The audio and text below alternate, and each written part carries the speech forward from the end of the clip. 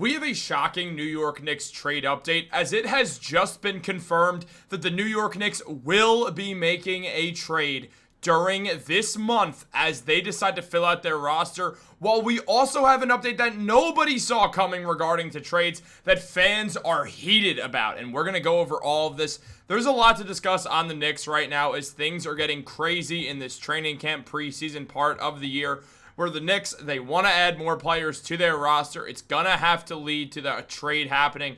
But also on top of that, now we're seeing other trade talks really start to heat up as well that nobody wants to see happening right now, as it makes no sense. As we know, the Knicks made it very clear they want to win the NBA Finals in 2026, and they're going all in. Now, some of this shows being all in, while one move in particular does not show that at all and has fans very upset. But jumping right into the video, there's a lot to go over, guys. And real quick, if you're part of that 56% that's not subscribed to Knicks Digest, make sure to subscribe so you don't miss a single New York Knicks update. But let's jump into it. There is a lot to go over on the Knicks right now, because the Knicks, they have to find a way to cut a roster spot so they can add both Malcolm Brogdon and one of Landry Shamet or Garrison Matthews to the team. It's been well reported now on this channel and around the Knicks league sources and everything that Garrison Matthews is really making a push to steal that spot from Landry Shamet, and it is possible that that happens. Now, right now, it is still likely that it's Shamet's and that he's going to end up winning it, but it is very close right now, and there is definitely a world where Garrison Matthews could end up pulling it off, getting that roster spot instead of Landry Shamet, and the Knicks moving forwards with Malcolm Brogdon, who's effectively a lock for the team, and Landry Shamet as well. But we've seen a bunch of reports surrounding how the Knicks are going to do this.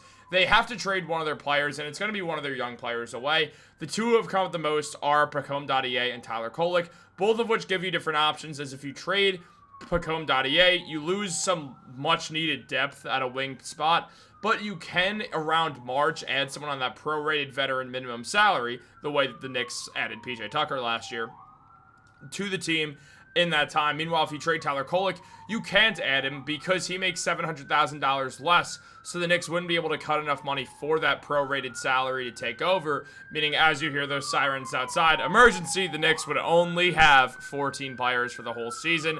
Now, again, if someone got injured, they could add someone on that injury clause situation, but at the same time, it is something that still, you're not getting an extra player, you're just able to replace someone if they get a season-ending injury. But regarding trades, Bobby Marks recently mentioned that the Knicks will make a trade for the second straight October, but unlike in the Towns blockbuster deal last season, the trade will likely be on a smaller scale because they improved their bench last offseason by signing Gershon Yabusele to the taxpayer mid-level exception. They are hard capped at the second apron. The restriction will force New York to trade either one of its draft picks from last June, Tyler Kolek or Pacome Dadier, if the goal is to retain veterans Malcolm Brogdon and Landry Shamet, that is. Despite being over the first apron, the Knicks are allowed to include cash in any trade and have up to 8 second-round picks available. Trading Dadier's $2.8 million salary would allow New York to sign a 15th player during the season. So that's what you have to consider. Now, Pacome didn't play much at all, really, throughout this time span. The man averaged 1.7 points per game and 1 rebound last season under Tom Thibodeau. Not surprising, he barely played. Shooting 32% from the field and 31% from 3. He didn't show enough to stick around the rotation, given being 20 years old, was already fighting against him on a Tibbs team. And Kolek, he appeared in 7.2 minutes per game, putting up 2 points, 1.7 rebounds, shooting 33% from the field and 30% from 3. Neither guy really balled out, but also these minutes per game does not mean that they were playing that on a nightly basis. They were barely ever getting in the games, and when they'd get in, it was just a bit of garbage time, and then times where they would actually play a bit of minutes during the end of the season or situations like that with injuries. And still for Pacome, that barely ever happened, and for Kolek, it only really ever happened when all of Jalen Brunson, Deuce McBride, and Cameron Payne were injured last year. So when you consider all that, it is a situation that we have to be well aware of for the Knicks. Dadier appeared in the G League a good amount, putting up 13, 14 points per game, 5 rebounds, and 2 assists, playing good defense as well. He shot a little bit under 30% from 3 and shot 40% from the field, so his efficiency wasn't great. In Westchester, Tyler Kolek, the raw numbers were better, but the efficiency was even worse. Kolek shot under 40% from the field, and he did shoot better from 3, shooting 32% from 3, unlike how Pacome didn't cross 30%. But at the same time, we saw Kolek only in 8 games, but in those 8 games, he was excellent, putting up 18.5 points per game and also getting 9 assists. The man was absolutely phenomenal, but he doesn't really have a spot on the team. That's the thing between these guys. One of them is a spot. Pacome Dadier gives actual depth that you need. Meanwhile, Tyler Kolek is behind a whole litany of guards that's going to make it really, really difficult to figure out where he would even end up playing going into next season. So we have to be aware of that. We definitely have to consider that going forwards for Dadier, for the team. And when you see the depth chart, you do see that it makes sense why you would want to move Kolek, because just the amount of guys who can play point guard.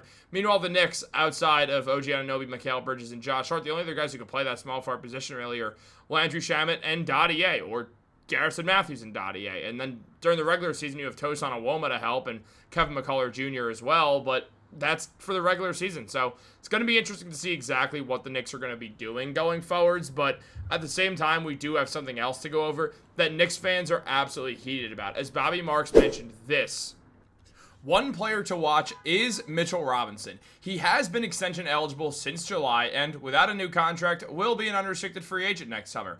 If the Knicks keep the roster intact and re-sign Robinson, New York is a projected second apron team next season. Yeah, I don't care. I don't care. Don't trade Mitchell Robinson. You don't trade Mitch. You're trying to win a championship, right? I don't see a world where the Knicks win the championship if Mitchell Robinson doesn't play in the playoffs. Whether it's because he got traded or because he got injured, I don't see a world where in the 2026 NBA playoffs, where I'm expecting the Knicks to be a top 2 seed if all goes right this year, there's an easy world where Cleveland ends up being the 1 seed, wins 67 games. I still think the Knicks beat them in the conference finals. But there's also an easy world where the Knicks win 67 games and are the 1st seed in the East and then win. Because I'll be honest, I've said it before, I'll say it again. I truly, in my heart, believe the Knicks are going to win the Eastern Conference if they're fully healthy. Or healthy enough. Not every team's fully healthy in the playoffs, very few are. All that being said, holy voice crack. All that being said, when we look at this, I don't think they can beat Cleveland without Mitchell Robinson. Hell, I think they'll have trouble with Atlanta without Mitchell Robinson. I think they'd beat Atlanta, but I think they'd have trouble. I think they'd have a lot of trouble with Orlando if they didn't have Mitchell Robinson, more so than Atlanta even. So when we consider that, the Knicks very, very much need Mitch there.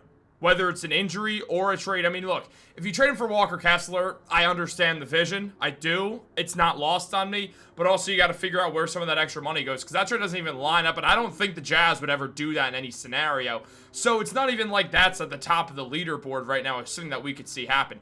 I hate this idea. It's absolute just ridiculousness.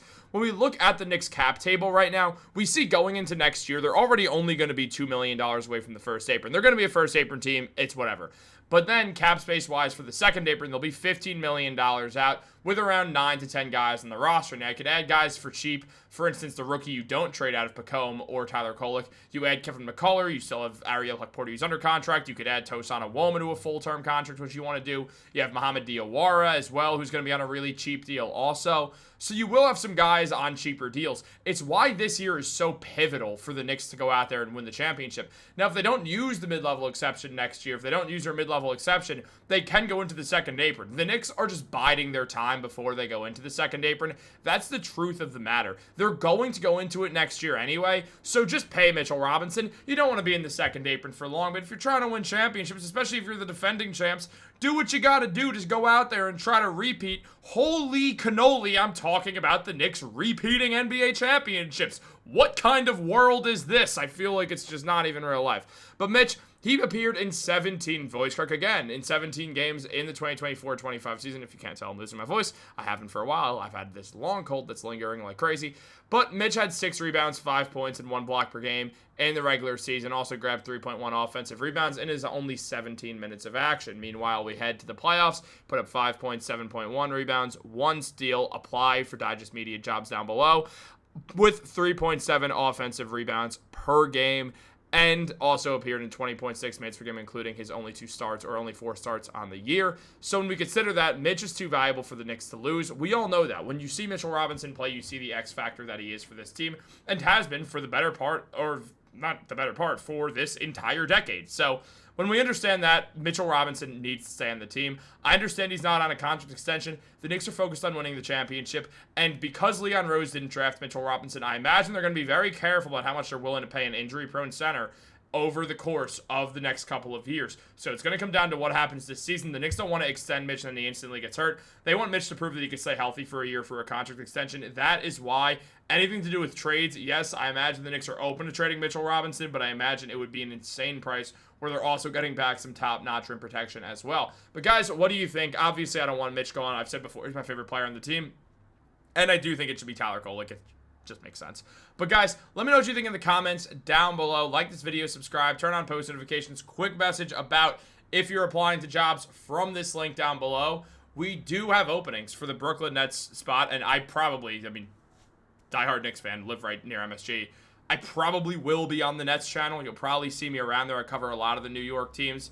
And they'd be the one team I don't root for that I cover, but doesn't matter. I also cover Yankees and Jets Digest. If you are a New York Giants fan or a Brooklyn Nets fan, if you're watching this and you're a Brooklyn Nets fan, that's surprising. But if you want to cover either of those teams, make sure to apply down below. If you're applying to a job with Knicks to be on this channel, you're not going to be, dude. I'm here. I'm not going anywhere. But you can be a writer for Knicks. For Knicks Digest, you can join. You can be one of our writers. You'll get to work with me. You'll get to know me. We'll get to hang out, talk about some stuff. It'll be a good time. So make sure to apply to those jobs if you're interested. Then like this video, subscribe, turn on post notifications. Have a great day, guys. Go Knicks. You're not trading Mitch.